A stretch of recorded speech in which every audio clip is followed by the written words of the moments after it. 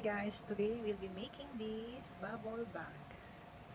All we need is milk cotton yarn and size 4.5 mm hook.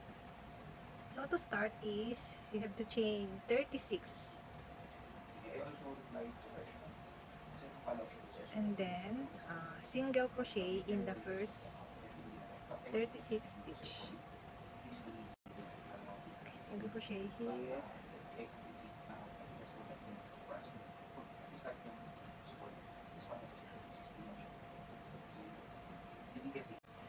So this is the single crochet. So next row is chain 3.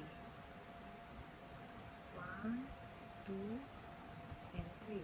And turn.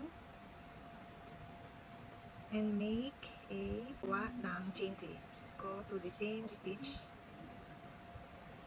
And then go to the next 2 loop inside here.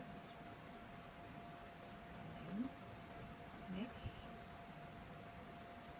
Go to the second loop.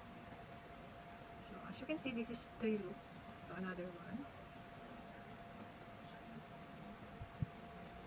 So this is 4.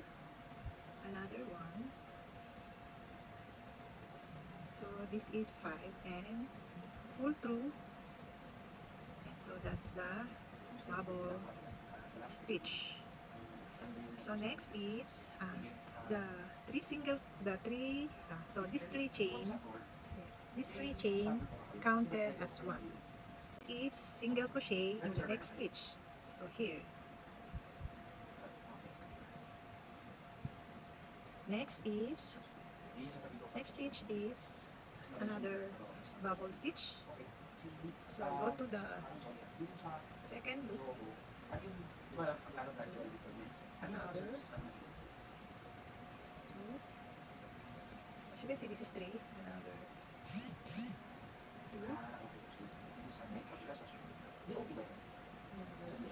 As you can see, this is 4. So you will make 6. Oh.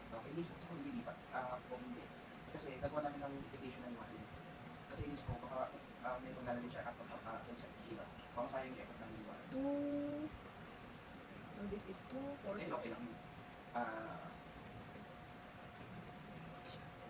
So next, single crochet.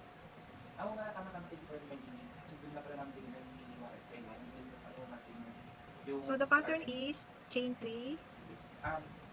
And then, so next is, after the single crochet, another one. Go to the next. So this is 3. Go to the second. Another one. So this is 3. Or at least para sa expectation nila.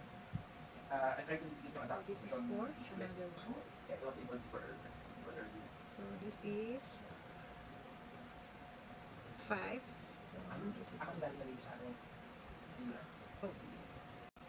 So this is 2.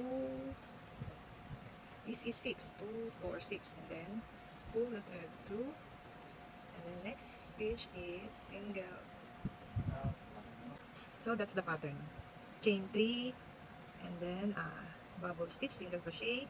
Bubble stitch, single crochet, bubble stitch. And then the next stitch, single crochet. So I will finish this and then have the bubble. So this is the bubbles. And then all you have to do dito sa last is chain 1 and then you turn. So on top of this you can see the chain. You will go there. Single crochet all around. Same here sa first. So we will go here on top of the bubble. So you will do single crochet on top of this stitch, on top of the bubble. Single crochet around. So it is the same as the first row. So let us do this. Single crochet up to the end. And then the same dito sa third row na bubble. Ganun din yung gagawin nyo. So ganito